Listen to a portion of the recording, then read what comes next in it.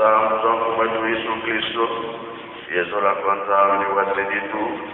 yeutwaja mwanda velela ika wakana haye tuko kwa yelengu seye mwane mwanda velela. Amen.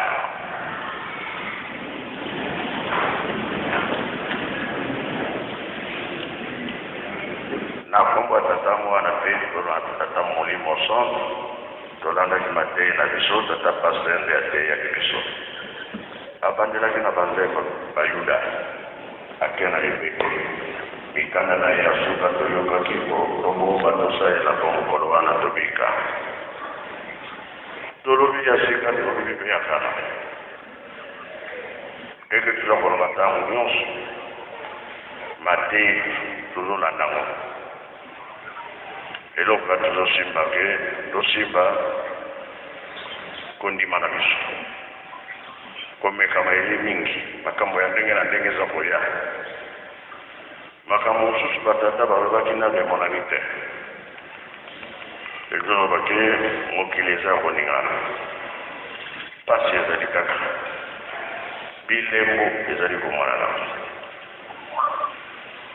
kasi na makambo oyo kozalaki nzambe akokatela likambo na ye eza liboso eza koya mutu na mutu asimba kondima na ye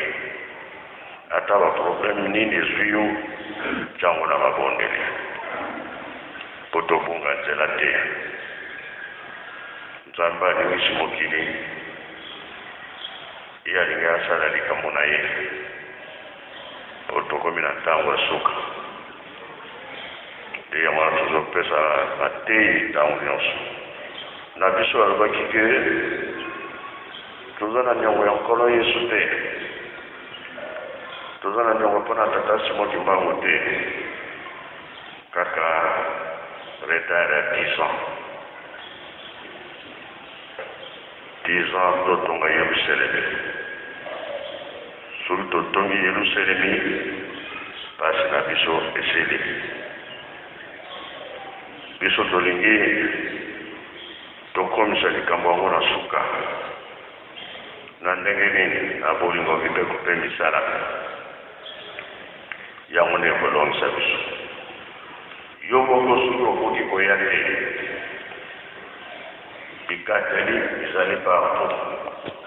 or ezali kosenga bapandisi totindaka bongo ezali te ata eloko ya kolia otindi malamu kaka naza na mbongo te naza na biloko te tike nzoto na ngai kena kosala misala na nkamba tokoboya te tobikisa milimo na biso mpona lelo likambo monene nde yango wana kambo ezali ebele eza koya liboso oyo kutu oyo eza na programme monene to tata nzambe aza kobongisa eza liboso na décembre octobre toyambaki balandi te e totiango na le 24 novembre awa na nkamba biso nde tokoyamba balandi le 24 novembre bipai mosusu bango moko bakopesa badate oyo bakoki koyamba bayambi na bango tosuki wana na kombo tata mwana mpe tata molimo sana. Amen.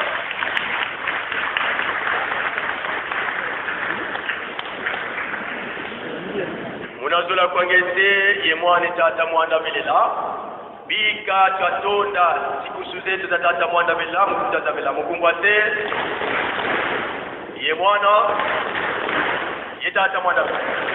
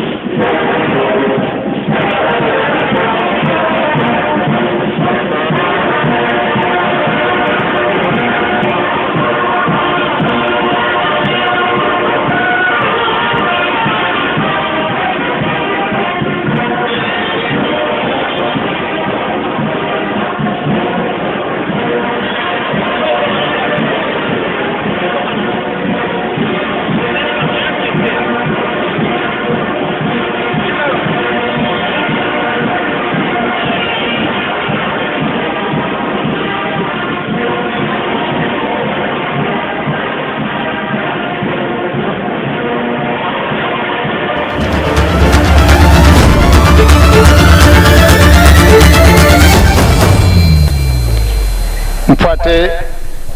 tokomana ba compromis na makambo mazali koleka ya solo ba trouver ba solution et après pamba te likambo wana nazali kolobaka na bino mokolo na mokolo soko tosenge na biso bolimbisi te 0 sur 0.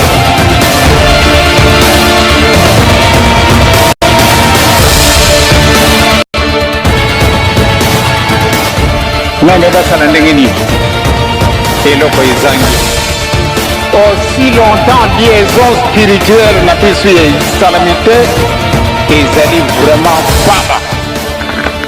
mpasi na biso yokusila te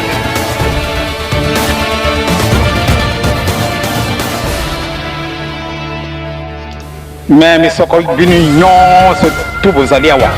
bosali l'université fate botrouver solution na problème oyo ezali kosala place na moto mwindo